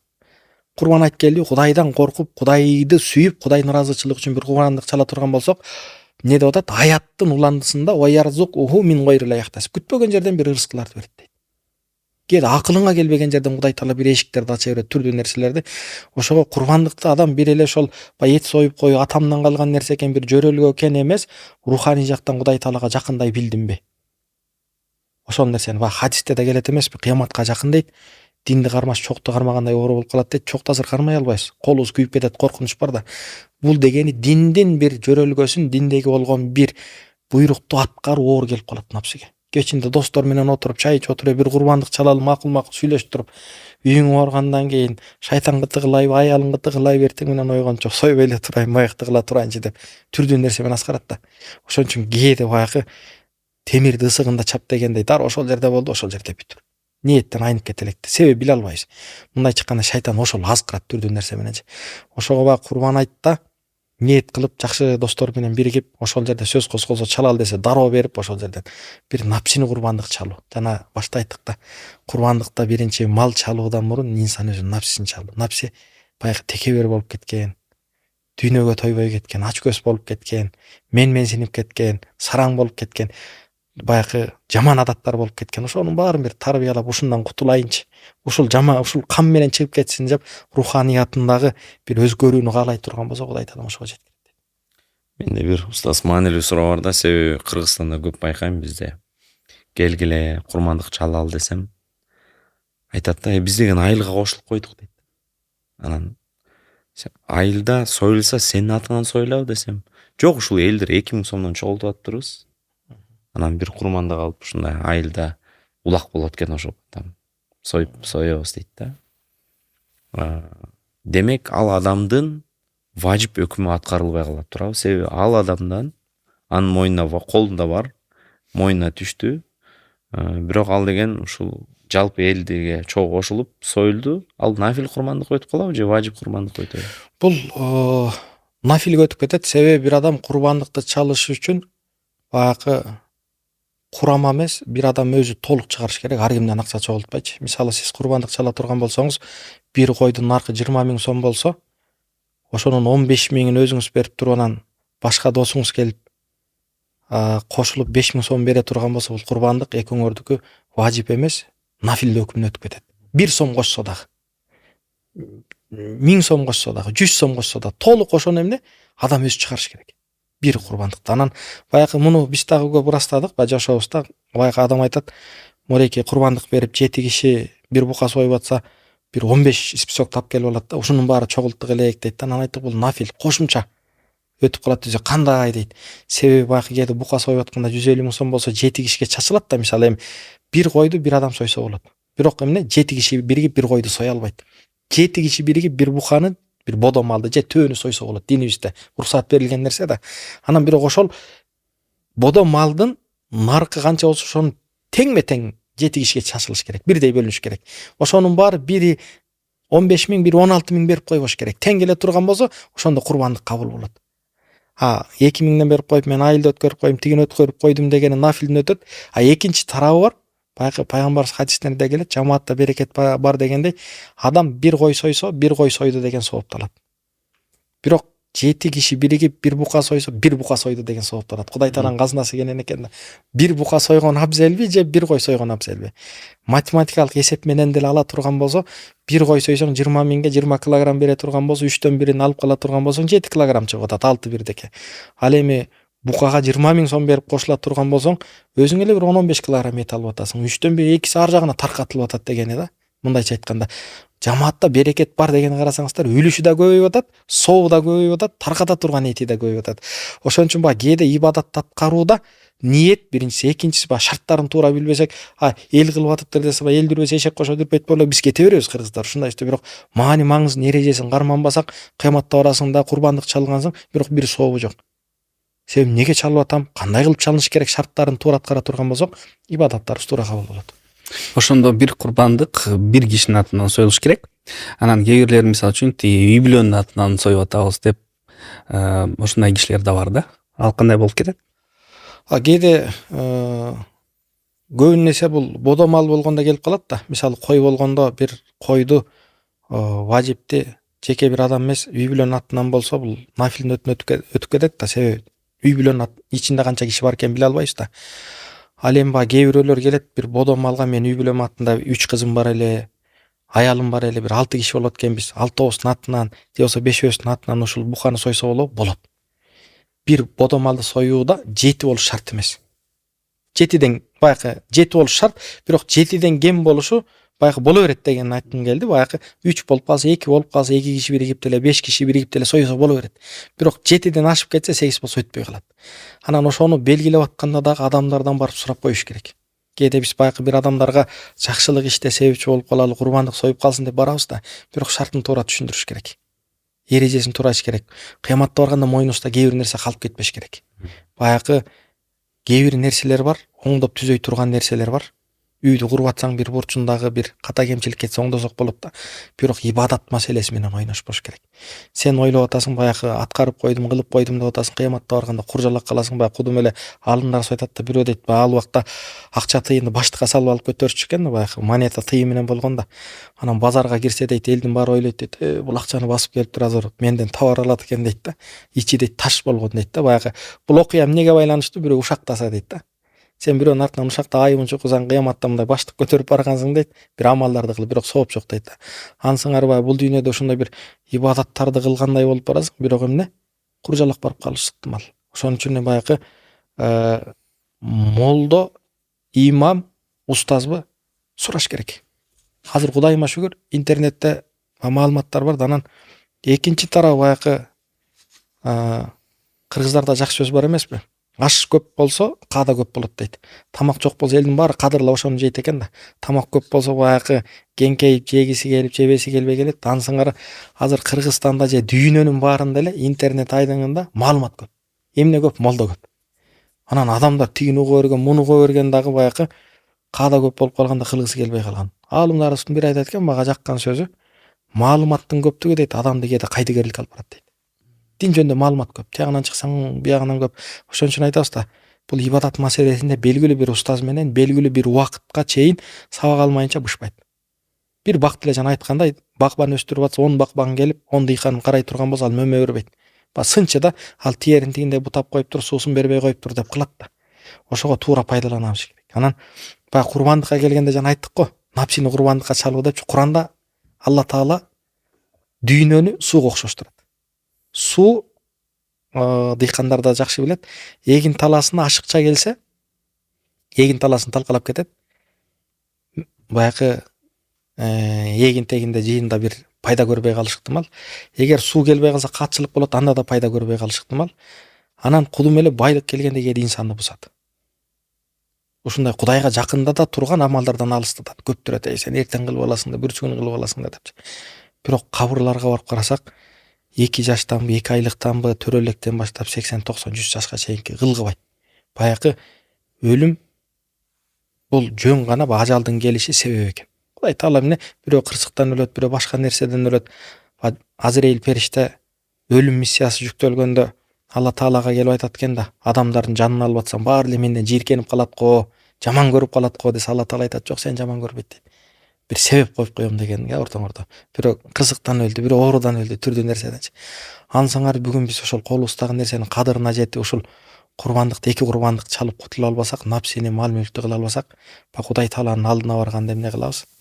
Жооп бере турган нерсебиз көп болот. Анан баягы курбандык бир эле ошол этти сою эмес, баягы коомчулукта кайрымдуулук жаатында да кандай болот десе, баягы эң маанилүү нерселерден, кайрымдуулукту да кылат эмес. Анан кайрымдуу ким десе, бул дүйнөдө көп жерде айтып атабыз, эң кайрымдуу адам негизи акчаны көп сарптаган же болбосо курбандыкты көп союп койгон эмес экен. Бул эне экен. Баягы өзүнүн напсисин, уйкусун, өзүнүн каалоосун, карьерасын курбандык кылып берип атпайбы. Анан ошол аял затынчалык деңгээлде бир напсибиз менен күрөшө албасак, курбандык чала албасак, анда биз эркекке милдет курбандык чалыш. Анда эркектик касиет каякта калды дейт. Куранда ар-rijal деген сөз келет да. Незе ражул деген эркек, ар-rijal деген эркектер. Баягы Алмамбет Осмон Улустаздын Курандын котормосу чыкты, мыкты котормо. Ошол жерде rijal деген сөздү эрендер дейт. Эрендер деген эркек айтып коет, кайтып кое берет деген сөз бар го. Андай эмес бул. Айттыбы кайтпайт экен, даканса карманган эрендер болот экен да. Ошондой эрендик сөздү карманып туруп ибадатты аткарып, сөзүбүз болдук, ошону аткара турган болсок, бул кылган жакшылыгыбыз өзүбүз үчүн, үй бүлөбүз үчүн, баарыбыз үчүн баягы Кудайдын жакшылыгы жай турган бир мүмкүнчүлүк. Бир нерсени тактап белгилеп коеюн деп атам. Мисалы үчүн, мен курмандык чалайын деп атам. Анан менин келинчегим бар, бирок ал иштебейт. Анан 3 балам бар. Мен кээ бир адамдар көбүнесе биз деген үй бүлөбүздө кур калбасын деп, ушул менин үй бүлөмдүн атынан деп союп атабыз да. Анда ошондой мен жеке менин атыман дешим керекпи же менин үй бүлөмдүн атынан дегенде ушул үй бүлөмгө өкүмү баарына өтсүн деген ойдо кетип атат да. Негизи сиздеги ар жагында ошо немени түшүндүм, бир бодомал союу ниетиңиз болуп атат. Жок, мен кой союн мисалы үчүн да. Үй бүлөнүн атын дегенде ошо негизи балдарыңыз балагатка жетпеген үчүн аларга парз эмес. Ошо аларга да аларга милдет эмес, милдет эмес болуп атат да. Сизге да. Анан экинчиси баягы келинчегиңиздин атынан курбандык чала турган болсоңуз, негизи аял кишиге өзү акча таппаса, күйөөсүнүн камкордугунда болуп жашап атса, финансылык жактан, анда ага да милдет эмес, важип эмес. Бирок ошонун именно ошол чалып аткан койдун атынан, баланчанын атынан, анан келинчеги баланчанын атынан да 2 кишинин балдарынын атын кошо турган болсо, анда важип эмес, нафил өкүмүнө өтүп кетет. Нурстан үй бүлөсү деп койсочу болбойбу? Нафил болуп калат. Ошону алып туруп буканын атынан кыла турган болсоңуз, чоң бир бодомалдын, анда важип нафилдер аралашып, биздин мазхаб уруксат берилет да. Сиздин мойнуңуздагы важиптен да кутула бересиз. Балдардын баягы балагатка жете элек балдарыңыздын аты нафил болсо, баягы келинчегиңизге өзү таппаган үчүн важип болбосо дагы баягы Кудай Тааланын алдындагы бир жоопкерчилигин аткарды. Экинчи маселе бар, бул жерде баягы зекет маселесин баягы салыштырып берейин. Кою 40ка жеткенде 1 кой бериш керек дейт эмеспи? Анан 2-ни берип койсо эмне болот десе, андан жакшы болот да. Кою 20 болсо зекет берсе болобу десе, боло берет, өтө берет зекет. Бизде баягы 40ка жетип такап туруп беребиз да. Анан баягы курбандыкты чалууда только ушул колунда бар бай гана чалса болот экен деген түшүнүк болуп калат да. Жок. Кээде колунда жок адам 12 айдын ичинде тапкан кирешесинен 1000 сомдон чогултуп туруп, мындай нерсеге баягы бир таанышым бар эле, курбандык чалганын көрдүм. Өзү жупуну карапайым үй бүлөдөн эле чоңойгон бала эле, ошону чогултуп да жылдын акырында мындай баягы монета, ак тыйын салган нерсени алып келип, уже 12 айда топтолуп калыптыр деди да. Болбосо ага баягы важип эмес, милдет эмес да. Бирок эмне сойсо эң жакшысы. Ансыңар баягы келинчегиңиз дагы милдет эмес, бирок сизге кошулуп важип десе, важип мойнунан кутула берет. Кудай Таала сообун бере берет. Ошон үчүн союп кое берсе эң жакшы. Жолдошу мүмкүнчүлүгү жетсе үй бүлөсүнүн атынан чалып койгону эми тамашалап айтабыз да, баягы акырет ишке эле керек, анан келинчегиңизге кереги жок, бал деле сооп топтосун, мүмкүнчүлүк болсо союп берип кое бериң. Себеби үй бүлөдө эркек киши аял кишинин бир эле финансылык жактан жоопкерчилиги эмес, руханий жактан акыреттеги сооп топтошуна дагы көмөкчү болгон милдеттүү. Бул деген руханий жактан тойгузуш керек, намазына, умрага, ажысына алып барыш керек кошо жетелеп. Ошол эле сыяктуу курбандык чалуусунда дагы бир жардам бере турган болсо, эң мыктысы, эң жакшысы. Пайгамбар жубайлардын атынан сойгон экен мисалы. Болбосо милдет эмес эле аларгачы. Демек бизге мындай далил катары өрнөктүү жашоо, бир үлгү катары карай турган болсок, пайгамбардын өмүр байында баардык нерсени көрсөтүп кеткен. Анан баягы пайгамбарыбыз Мадинага келгенде Мадинанын эли майрамдап аткан болот. Анан жана башта айттык го, Маккада жүргөндө курбан айт мусулмандарга милдет болгон эмес, майрамдашчу эмес, топтолуп деле намаз окушчу эмес, качан гана дини жөрөлгөнүн көпчүлүгү Мадинага келгенден башталып атат. Анан пайгамбарыбыз үйүндө отурса, баягы мечиттин бурчунда бир домбуралар кагылып, ушундай бир шаан шөкөт, бир майрамдын атмосферасы сезилгенде эмне болуп атат дегенде айтат, Мадинанын элинин бир эки майрамы бар эле, майрамдап атат, ошонун бири дейт. Анан пайгамбарыбыз ичинен Кудай таалам ушунун ордуна бир жакшы бир эки майрам берсе болот эле дегендей бир неме менен, арман дейбизби, ошондой нерсе менен жүрөгүнөн каалайт да. Анан Кудай таала дейт, баягы курбан айт менен ороз айтып берет дейт да, ошол Мадинанын элинечи. Анан бул жерде да карасаңыздар, Мадинанын элине келип пайгамбарыбыз бул эки майрамыңар арам, токтоткула десе оор келет эле дейт да. Альтернатив сунган дейт да, вариант сунган дейт дагы дейт. Дароо мындан буга өткөлө десе секирип өткөн дейт. Пайгамбарыбыз метод ушунчалык психолог, коомдук аң сезим бүт окуп бүткөн адамдарды. Дароо адамдарды биринчи майрамдан адамдардын Аллахтын ыраазычылыгына жеткире турган жакшы бир майрамга тез эле өткөргөн дейт да. Андыктан биз айтайын дегеним, бул майрамда дагы балдарыбызга сездиртип, ошол күнү бир белек берип, бир майрамдык кутуча таттууларды бере турган болсок, балдар күтүш керек ушул күндө. Бир байка айтат, мен тааныган, ушул ороз айт менен курбан айт келгенде магазинге киргизем дейт, лимит коем дейт, каалаганыңарды алгыла деп айтам, күтөт дейт, башка күнү кылбайм дейт да. Балага дагы ошондой нерсени бере турган болсок, бала сүйүнүч менен бир баалуу нерсени акырындан сиңе берет, баягы сезимдерине отура берет дагы. Чоңойгондо ал диний жөрөлгөн аткарууда бир оңой олтоң эле кыла берет. Өткөндө иман кечесинде бир угуп калдык да. Балаңа кичинекей кезинде Кудайды таанытпасаң, Кудайды үйрөтпөсөң, балаң чоңойгондо дейт, о Кудай, ушул балам жинди болуп кетти, адам болсунчу деп дуа кылып Кудайга айтып каласың дейт да. Эң маанилүүсү ушул курбан айттар, диний жөрөлгөлөр адам баласы руханий жактан анан балдарын тарбиялоодо эң жакшы бир мүмкүнчүлүк. Анан коом менен мамилени бекемдөөдө. Ошого жакшы бир атмосфераны түзүп өткөрүп алсак, Кудай тааланын алдында жоопкерчилигибизден кутулган болобуз. Алла разы болсун, устаз, мен бир тактык айтып коеюн дедим. Мен жанагы мисалы үчүн өзүмдү бир мисал катары айттым да. Бирок келинчегим, Алла разы болсун, өзү сиз айткандай канча жылдан бери курмандык чалат, атайын акча чогултуп, курмандык чалат да. Мындай айтканда бул ибадатка негедир аябай бекем. Иншалла Кудай таалам кабыл кылсын, буйруса мен дагы мындай мээнетин, аракетин көрүп аябай ыраазы болом да. Иншалла Алла таалам кабыл кылсын. Мисалы үчүн тиги мүмкүнчүлүгү жок болуп туруп, ошол адамдар курбан айтта эмне кылса болот? Эми мүмкүнчүлүгү жок болсо, бирөөдөн барып карыз калып курбандык чалыш милдет эмес. Ал нерседен суралбайт. Бирок ал адам эмне кылат десе, ошол күнү мусулманга жарашыктуу болгон, ылайык келген, адеп аклагына туура келген бир амалдарды кылса жакшы болот. Намазын окусун, ошол күнү баягы садака бериш керек десе эле бир акча менен эмес, жакшы бир сөз менен болсун, жардамдашсын. Кайрымдуулук десе эле баягы дагы эле акчага такабайлы түрдүү көчөдө жаткан бир зыянды алсын, бирөөгө жардамдашсын, бир жетим жесирдин барып бүтпөй аткан кара жумушун бүтүрсүн, бир жерде бир курбандык союлуп, ошол жерде эт таркатылып атса, ал жерге барып жардам берсин.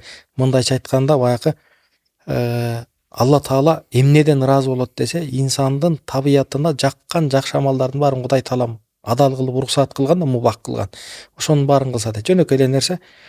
Чылым, бирөөдөн чылым чеккен адам ала турган болсо, чылым сигарет берип атса, Алла разы болсун деп айтпайт да. Эми билесиң жаман экенин, балаңа деле үйрөтпөйсүң. Бирок суузап чаңкап турсаң, суу берсе, же болбосо бир ташты алып койсо, Алла разы болсун дейсиң да, Кудайдын ыраазычылыгы ошонун аркасында катылса керек депчи. Ансаңар ошондой адам табиятына жаккан жакшы иштердин баарына барып жардамчы болсун. Баягы бул акчаң жок болсо курбандык болду, сен сооптон кур калдың деген нерсе эмес. Андан башка түрдүү нерсе, орозосун тутуп, башкасын кылып, баягы кайрымдуулуктун түрү бар. Анан эң жакшы кайрымдуулук эмне десе, бул сөз менен болот экен. Айтат да, ооруп жаткан адамга барып, бейтапканага барып, көчө ушу сендей болуп ооруп аткан адам, бир адам өлүп калды эле десең, өлгөндүн үстүнө көмгөн кылып өлтүрүп аласың да, ажалы келе электен мурунчу. Бирок ошого барып, ооруну берген да Аллах, шифаны берген да Аллах деп, болбосо барып бир бейтапканаларды зыярат кылсын, карылар үйүн зыярат кылсын. Болбоду дегенде эле жетимдер үйү бар. Ошол жерге барып бир жетимди баягы бооруна кызсын. Пайгамбар хадисинде келет эмеспи? Ким бир жетимге мээрим төгө турган болсо дейт, жетимдин башында, кашында канча түк болсо дейт, ошончо соопту жасат дейт. Карасаңыздар, салыштырып аткан берки жакта дагы ким курбандык чала турган болсо, ошол курбандык дейт кыяматта мүйүзү, кылы, жүнү менен ар бир талы дейт сооп болуп күбө өтөт деп атпайбы?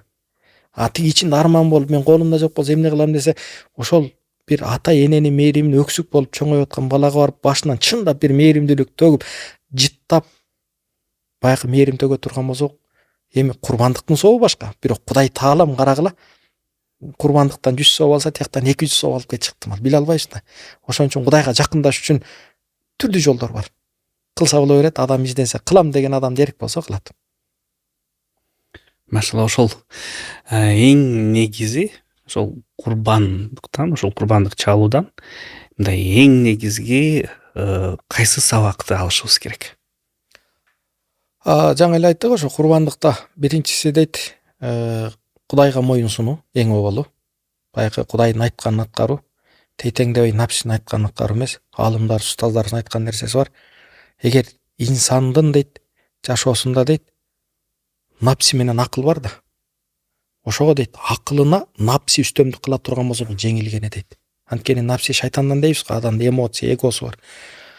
Бирок ошол акылы менен өзүнүн напсисин база турган болсо дейт, анда бул жеңиште дейт да. Анан биз айтабыз да, көпчүлүк жерде келгенде Куранда да Алла Таала айтат, көп мисал берет. Афала тaqilun, афала yaqilun. Биз силерге акыл бербедикпи? Ошол акылыңарды колдонбойсуңарбы? Кайсыл багытта колдонуп атасыңар дейт да. Анан бул жерде ошо напсини тарбиялай турган жакшы бир мүмкүнчүлүк. Курбан айтта биринчиси. Экинчиси, баягы Кудай Таалага жакындайт деп келбедикпи? Анан көпчүлүктө биз эт союп койсок бүттүк деп, анан Курбан айттан эмне сабак алабыз десек, коомдун ичиндеги таарыныч. Пайгамбар хадисинде келет, мусулманга 3 күндөн ашык таарынбасын дейт. Анда мунун кээ бир таарынычтары бар, курбандык чалалы. Анан эң чоң эмне десе, мага жаккан нерсеси пенде менен Кудайдын ортосундагы тоскоолдуктарды курбандыкка чалуу. Эгер сени Кудайдан алыстатып аткан нерсе болсо, курбандыкта биринчи ошону курбандык чал. Напсиңби, дүйнөңбү, эмнең бар, кээде адамды алыстаткан аялы болушу ыктымал. Аллахтан алыстаткан эмнеси, башка нерсеси болушу ыктымал. Ошон үчүн эмне сени Кудайдан алыстатып атса, ошону курбандык чал. Мунун баары келет дагы, баягы нафсиден келет. Алымдарыбыз айткан экен, баягы адамдын сезимдерине байланыштуу күнөөлөрдүн баарын Кудай Таала кечирет дейт. Текеберликтен башкасын дейт. Текеберлик шайтанда болгон го, муну кечирбейт дейт. Эми Кудай Таала кечирет, бирок бир аалымдын берген мисалы. Бул жерде болсо сезимде кээде ачкөздүк болот, түрдүү нерсе болот. Ошол нерсени тарбиялап өстүрө бил. Анан экинчиси айтарым, баягы колунда жок адамдар аттың мен деле ушул сыяктуу болуп, колумда ооруп калса курмандык чалат элем да деп, ага башка бир тууганы өзүнүн тааныса да тааныбаса дагы ач көздүк сезим менен эмес, дуа иретинде мен дагы ушул сыяктуу бир колумда болуп калса мен да курбандык чалсам деп суктанып кароосу жайыз, уруксат динибизде. Болбосо бул акчаны каяктан эле таап атат, тигин таап атат деп кыскана турган болсо, динибизде айтат эмеспи? Бир тууганыңдын ийгилигине кубана билүү бул өзүнчө ийгилик. Бир тууган деген ким десе, динде бир туугандыктар бөлүнөт эмеспи? Диндеш, кандаш, жатындаш деп. Бир тууган деген нерсе сенин айыбыңды жашыра турган нерсе. Бир тууган деген нерсе өйдө да өбөк, аркада жөлөк, баягы бардык жерде сени колдой турган нерсе. Анан жүзүңө жылмайып коюп, аркаңан түрдүү нерсени кылып отурса болбойт да. Баягы руханий жактан башка бир көз тийип болобу талкалашык кылмак. Ошондуктан баягы колунда жокторго айтарыбыз, баягы эми жакыр дебейбиз, шарты туура келбегендер болсо, ниет кылсын, Кудай Таалам жеткирет. Баягы ар бир айда деле бир нерсени топтосо болот. Анан алар баягы курбандык чалган акчасы жетпесе, напсисин бир курбандык чалышсын, тебелешсин, Кудайдын ыраазычылыгы үчүн жакшы бир иш кылса, эң жакшы амалдардан болот. Негизи динибизде мындай сараң адамдарга өкүм кандай? Бул сараңдык канчалык адамдын ичиндеги вирус? Кандай бир вирус? Негизи пайгамбарыбыздын адеп ахлагын сүрөттөгөндө, айрыкча Рамазан айында пайгамбарыбыз эки нерседе ушунчалык жоомарт болот эле дейт да. Жоомарттыкты өрнөк катары көрсөтөт. бир убактысында дейт Жабирейил периште түшүп Куранды хатым кылат эмеспи бир канча жолу. Экинчиси дейт колунда эмне тапса ошо менен берет эле дейт. Баягы сарптайт эле дейт.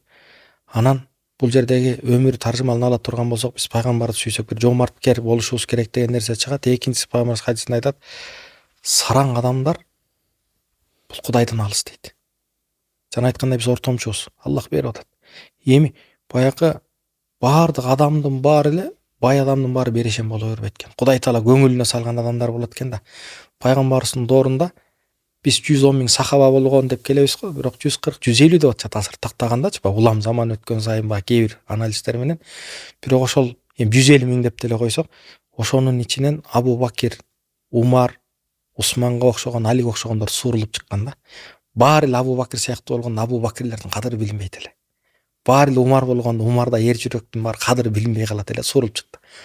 Анын сыңары элдин баары берешен боло турган болсо, напсисин жеңе турган болсо, анда жоомарт адамдын кадыры билинбей калмак. Ал напсисине жеңилип атат, күрөшүп атат, балким башка жагынан жамандык иштерде жомарт болушу ыктымал. Кудай сактасын, биле албайбыз. Бирок ошон үчүн айтабыз, элдин баары эле бай болуп, жомарт болуп кете турган болсо, анда жомарттын кадыры билинбейт эле. Куранда Алла Таала эмне дейт?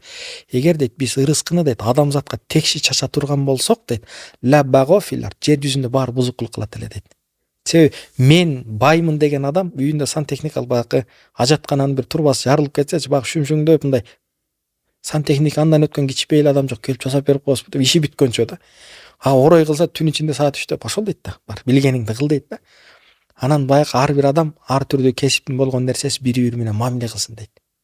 Ар бир адам бир уруудан болуп калганда мамиле кылсын деген нерсеси да Кудай Таала жараткан нерсеси. Анан сараң болуп калганы бул Кудайдын бир сыноосу ага берилген.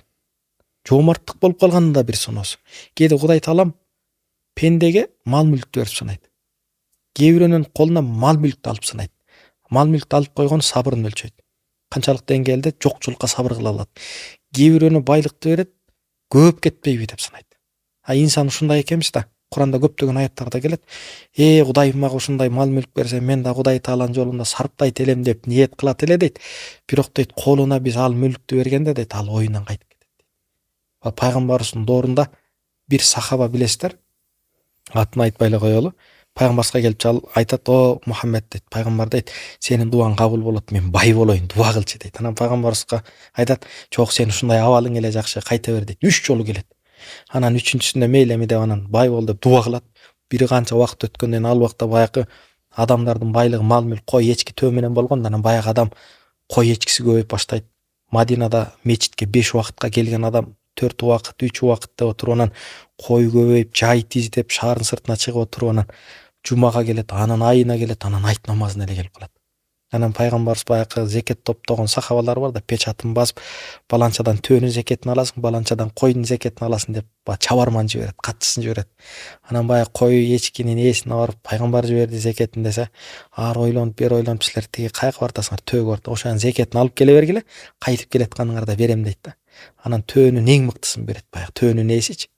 Анан кайтып келат, эчки койдун зекетин бер десе, ар түрдүү шылтоон айтып бербей коет. Сахаба болбосо пайгамбарыбызды көргөн.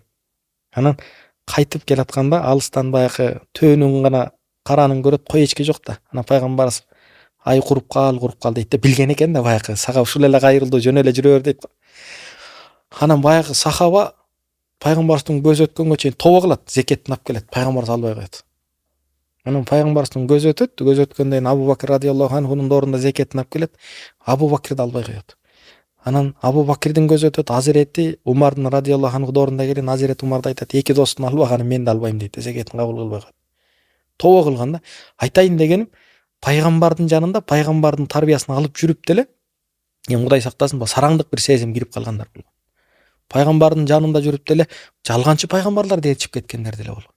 Анысыңар баягы кээде инсаныбызда отуруп алып байгы берип кое бербейби дейбиз да. Жок, Кудай Таала бул берешендикти ар кимге бере бербейт да. Мага жаккан бир сөз бар, Азирет Алинин айтканы бар экен. Эгер 4 амал бар дейт, ушуну дейт, адам кылса дейт, анда эң ийгиликтүү мусулман деген экен. Биринчиси дейт, өзү муктаж болуп туруп дейт, кайрымдуулук, берешендик кылса эң мыкты жомарт адам деген экен да. Колуңда дейт 1000 сом туруп 100 сом садака кылуу дейт, бул нормалдуу нерсе дейт. Бирок колуңда 1000 сом туруп 1000 сомго муктаж болгон бирөөгө бергениң бул чыныгы жомарттык дейт. Ошон үчүн баягы жомарттыкты кайсыл бир адамга берген болсо бул Кудай Тааланын эшиги ачылган бир белгиси да. Мисалы Hazreti Осмон радияллаху анхунун көп сыпаттары болгон экен. Периштелер уялган сыпаты болгон экен, берешен сыпаты болгон экен. Анан ошол берешендиги тууралуу пайгамбарыбыз баягы Мадинада кудукту сатып берет эмеспи? Жөөттөрдөн алып мусулмандарга бергенде Hazreti Осман үчүн ушул деле жетиштүү бейишке кириш деген экен да. Дегеним биз тарыхты окуганда тарыхты жөн эле даңазалап сыймыктан үчүн эмес, тарых кээде кайталаныш керек экен. Мейли мусулмандарды коюп ата бабаларыбыздан ала турган болсок, 4 түлүк малынан деле мындай кайрымдуулук кылды, муну берип койду. Баягы кыргыздар байлоодо турган атын деле баягы конок кезде соя калып, бере калып ушундай бир кыргыз берешен болгон да. Мейли арабты коелу, мусулмандарды коелу, өзүбүздөн ала турган болсок, берешендик болгон. Биздин каныбызда, жаныбызда бар да кыргыздардын. Баягы айтабыз, аккан арыктан суу агат деп кыргыздарда жакшы сөз бар. Ата бабасы берешен болсо, тойгон болсо, уну берет. Баягы тойгон жерден кыз алсаң, тойгон сайын кулпурат, тойбогон жерден кыз алсаң, берген сайын жутунат дейт го. Ким берешен болсо бул тектүү жердин тукуму экен деп коюш керек. Тойгондо дүйнө мун үчүн кызык эмес. Себеби көргөн дүйнөгө кызыгы жок да. Ал үчүн адамдын баалуулугу акчада, мал-мүлктө эмес, адеп ахлагында, ыйманында, адамгерчилигинде деп баалап калган да. Ошон үчүн кыргыздар баягы кээ бир макал лакаппен таамай тарбияны берген. Тектүү жердин адамдар берешен болот дейт. Hazreti Abu Bakr тектүү жердин болгон. Ошон үчүн баягы ата бабаларыбыздын кадыр бакын кетирбей бир жоомарттыктын алардын кылган жолун уланта турган болсок, Кудай Тааланын алдына барганда жагабыз, элге да жагабыз. Баягы элге эмне кылсаң, жакшы иш кылсаң жагымдуу болосуң, элге жаккан Кудайга да жагат дейт. Ошого кайрымдуулук Кудайга жага турган, элге жага турган жакшы бир мүмкүнчүлүк. Ушул менимче бир берешен болуу, берешендикти мындай тарбиялаш керек да. Анан акырындан баштап, мисалы үчүн адам өзүнү көндүрүш керек да ошол нерсегечи. Бирөөгө жардам берип, анан дагы көбүрөөк көбөйтсөң, себеби ошону мындай тарбиялабасаң, өзү менимче пайда дароо чоң нерсе бере албайсың. бере албайт да. Негизи бул адамдын жан дүйнөсүнө байланыштуу нерсе да. Баягы көрбөгөндүн көргөнү курусун болуп туруп, баягы дүйнөнү көрбөгөн адам сукалак болот да. Хадисте келет эмеспи? Мусулмандын көзүн топурак эле тойгузат дейт да. Мындай дүйнө бир өрөөн болсо, дагы бир ушунчалык өрөөн толсо, алтын болсо анан бир мечит салахалам кайрымдуулук деген нерсе болот да. А бирок ошону толтура турган нерсе дейт адамдын көдөнү. Көзүдүн сокурлугунан эмес, көдөнүн сокурлугунан сактасын деген жан дүйнө жакыр болсочу, сен ага миллиард берсең да тойбойт да. А бул чыкпайт да. Ошон үчүн чыгаша чыкмайынча киреше кирбейт. Кээде баягы бергенди билбеген адам бул эң Кудай Тааланын алдындагы бактысыз адам. Бирөө келип айтат экен да, мен дейт сажда кылбайм дейт, намаз окубайм дейт, бирок ишим жүрүшүп атат го. Сажда кылгандарга караганда бактылуумун десе айттыр, баягы ушу эң бактысыз экениңди билбейсиң, башың сажда койбосоң каякта дейт да. Ошон үчүн бүгүн кайрымдуулук кылып бир садакаңды берип, жосу берешендик болуп атсаң, бул Кудай Таалан сага берген бир чоң нимат. Анан баягы унутпашыбыз керек да, Кудайдан келип атат, келе берет, аркасы түгөнбөйт. Бирок баягы айтабыз да, адам өлгөндө топуракка көмүлөт. Топуракка көмүлсөң унутуласың. Бирок адамдардын көңүлүн унутулсаң, өмүр бою унутулбайсың. Мисалы сахабалардан Хадиче энебиздин өмүр баянынан Hazreti Abu Bakr, жосо кыргыздардын ичинде ушундай даңазалуу Манастан баштап акыркы мисалы Курманжандатка, Алымбекти атка мисалы бардык баатырлардындай карап келсең, кыргыздардын баягы урук тукумунун уланышына, нарк населинин уланышына, түрдүү нерсесине салым кошкондуктан адамдардын көңүлүндө калган. Канчалаган байлар өткөн, чиренген байлар өткөн, элге да жаккан эмес, итине да жаккан эмес, мунун өлгөнүнө кутулушкан. Анын кеткенине кутулушкан. Анан эстеп деле эч ким калбайт да. Ошон үчүн маанилүү нерсе эч ким көрүнө бир нерсени алып кире албайт. Алып киргенибиз бир 3-4 метр кепин болуш ыктымал да. Бирок туура. Куранда Алла Таала ла танса насибака минат дунья, дүйнөдө болгон өзүңдүн баягы ала турган пайың дейт го, үлүшүңдү унутпа дейт. Тапкан кирешеңе эс ал, дүйнөнү кыдыр, тигил, бул кыл, бирок ошонун жанында Кудайдын ыраазычылыгына жете турган жакшы бир амалдарды кыл дейт да. Анан бирок ал нерседен калып адамдардын көңүлүнө кире албасаң, баягы кечирип кой, ахиретте барганда Кудайдан алысың. Адамдан алыс, Кудайдан алыс дейт. Себеби дубасынан калган эмессиң. Баягы бир окуяда келет, бир кемпир чал болгон экен. Анан абышка ушунчалык кагынып силкинген сараң адам болот экен да. Анан дүйнөдөн көз өтөт, элден чыгып калган айылдан оочолонуп жашайт. Анан кемпир айылга барат экен, абышкам өлүп калды, бир көмүп коелчу дейт да. Анан эч ким келбей коет. Элден чыгып калганда кажынган неме экен, сараң экен. Анан ары чурка, бери чурка, аял киши күчү жетпейт. бир койчу жүргөн экен, анан койчуга барып айтат экен, тааныбайт экен да бири-бирин. Анан бир чалым өлүп калды, көмөлдү экөө көмүп, анан эркексиң эми сен кел дуба кылып кой десе, баягы койчу бир нерселерди божурап дуба кылат дейт да. Анан кемпир үйүнө келип бир канча жолу түш көрөт, түшүндө бейиши дейт, баягы бейиште жүргөндөй болот дейт да. Кабыр бейиштин бир бакчасы деп келет эмеспи биздин акыйларда. Анан кабыры дейт ушундай бейиштикиндей болуп жыргап атат дейт. Анан айтат, бул элден чыгып калса Кудай сактасын, тозок эмес эле бейиште кантип жүрөсүң десе, бабушкасы айтат экен, койчунун дубасы менен дейт экен да. Анан бир канча жолу кайталанып кирип, анан койчуга барат экен, баягы руя содика деп коет го, чыныгы түштөр. Анан койчудан сурайт экен, эмне деп дуба кылдың эле, абышкам ушу элге батпай калган адам эле, Кудайга деле жакпай калган адам эле бейиште жерде жүрөт го десе, мен Куран окуганды деле билбейм, окуган чокуган кат сабатым жоюлган эмес. Бирок дейт, мен тала түштө дейт, кой эчкини саап, ары бери өткөн конокторду дейт, кур кайтарчу эмесмин дейт. Эчкинин койдун сүтүнөн берчимин дейт, Кудайдын коногу деп сыйлачымын дейт да, берешендик кылчымын дейт. Анан айттым дейт, о Кудайым дейт, сен ыраазычылыгың үчүн берешендик кылып ушуларга урмат сый көрсөтөт элем. Менден бүгүн бир конок баратат, өзүң бир берешендик кылчы деп дуа кылгам дейт. Өзүң сыйлап койчу. Сыйлап койчу дегем дейт да. Сыйга сый, сыраяка бал дейт да. Ошон үчүн баягы кайрымдуулук жаатында мүмкүнчүлүк болуп атса кыла берсек, Кудай таалам акылга келбеген жагынан көптөгөн жакшылыктарды берет. Иншалла курбандык анын жакшы бир мүмкүнчүлүгү, Рамазан жакшы бир мүмкүнчүлүгү, ажылык жакшы бир мүмкүнчүлүгү, түрдүү жагынан акылыбызга келген жагычы. Мен бүгүнкү эфирден пайдаланып, жалпы биздин мусулман бир туугандарыбызга кайрылат элем. Биз дайыма мындай ажылык кылуу ибадатын мындай алыска тыштай беребиз да. Анан кылам, кийинки кылам. Мындай 10 жыл мурда эле ага парс болуп түшүп калган адамдар бар да. Бирок дагы деле кийин карыганда аткарам, азыр могу бизнесимди бүтүрүп алайын депчи. Ошого кимдин мойнуна парс түшкөн убакыттан баштап, колунда мүмкүнчүлүгү болгон убакыттан баштап ажылык аттансын деген бир кайрылуу жасайт элек. Себеби ушул Зулхиджа айын сиздер ушул Меккеде, иншалла ушул Арафатта тоссоңор кандай сонун болот деген бир кайрылуу жасайт элем. Анан бүгүн ушул ибадаттарды аткарууда ушул жакшы насааттарды угуп атабыз. Куранда Алла Таалам ушул намазга байланыштуу 700 жолу эскерүү берет экен. 700 намазга байланыштуу, садакага байланыштуу 150 жолу эскерүү келет экен. Анан көбүн эсе мисалы үчүн Куранда ушул намазыңарды окугула, ата энеңерге жакшы мамиле кылгыла, намазыңарды окугула, курмандыгыңарды чалгыла деген бир Алла Тааламдан бизге үгүттөр, насааттар келет. Буюрса албетте биз дагы ушул Алла Тааламдын сөзүн иншалла иш жүзүнө амалга аткаралы, баарыбыз курмандыктарды чалалы, өзгөчө бир жыйынтыктай турган болсок дагы бир нерсени белгилеп өткүм келет. Ушул ар бир адам же бир кой союш керек экен, мойнуна важип түшсө, колунда бар болсо, же ушул бодо малдын 7ден 1-ине акчасын чыгарыш керек экен, туурабы? Анан ушул албетте динибизде негизинен ушул ар бир жамаат менен кылынган ибадат дагы да берекелүү, дагы да сооптуу болуп көрүнөт. Иншалла, себеби биз ушул жума намазын окуганда же мечитте барып намаз окуганда канчалыган сооп көп болсо, демек ушул баарыбыз биригип мусулмандар ынтымакташып дагы бир курмандык чалып, ушул дава иретинде, исламды жайылтуу ниетинде кайрымдуулуктарды жасап, адамдарды зыярат кылсак дагы өтө чоң бир соопко ээ болобуз. Анан устаз, менде бир суроо бар. Ушул сиз көптөгөн жылдар бою кайрымдуулук менен дагы ушул Курман айттагы иш-чаралар менен, Курман айтта ар бир мусулмандын парызын аткаруусунда дагы көп кызматтар кылып жүрөсүздөр. Өзгөчө балким бир эсиңизде калган, өзгөчө жүрөктө бир таасир калтырган ушул окуялар болду беле? Мисалы үчүн балким бирөөгө зыяратка бардыңыз. Айтып берсеңиз.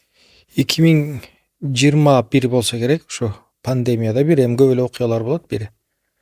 Анан курбандык чалынып, Курбан айттын 2-күнү Лев Толстой көчөсү менен бир жерге бараткам. Анан телефон чалынып калды. Анан телефонду ачсам эле бир эже жаш эми мукактанып курбандык эт сурайлык эле сурайын деди керек деди. Бул окшогон көп киши болот да, кээ бирөөлөр эти болсо деле ала берет. Анан эми ошолордун бири катары баягы муктаждарга таркатылды, эми калбады десем, мукактанып ыйлабыйт да. Биз 1 жылдан бери күтүп аттык элек ушул күндү деди да. Чындап эле.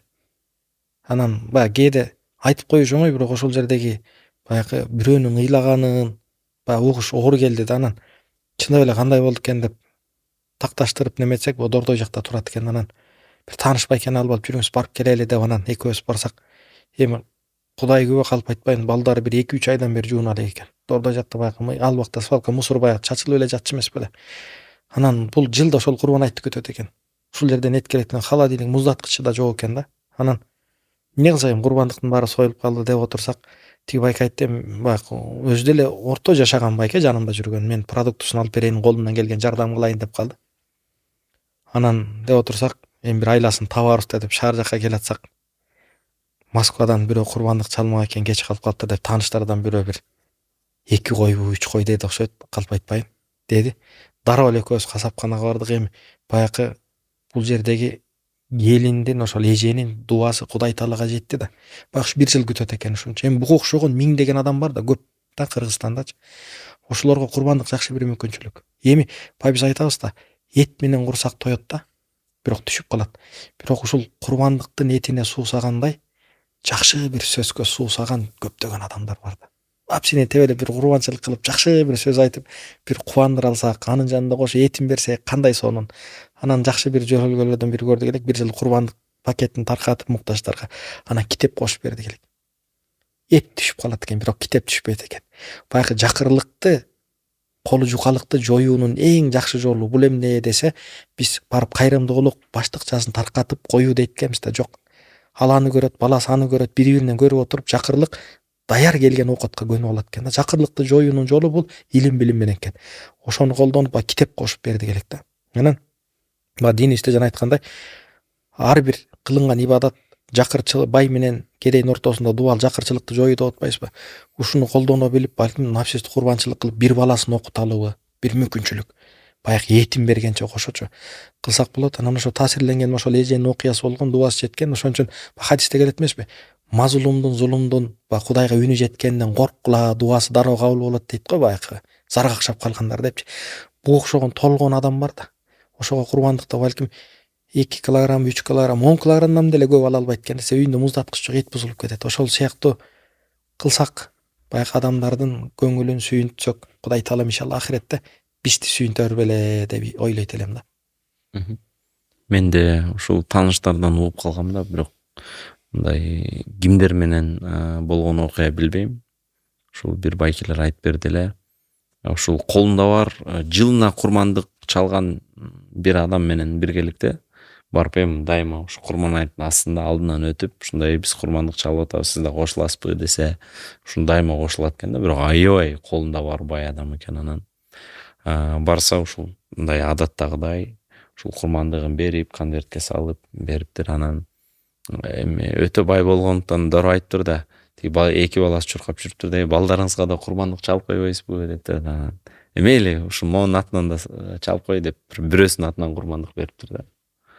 Анан убакыт өткөндөн кийин ушул бир авария болуп, анан берки курмандык чалынбай калган баласы кайтыш болуп калыптыр да.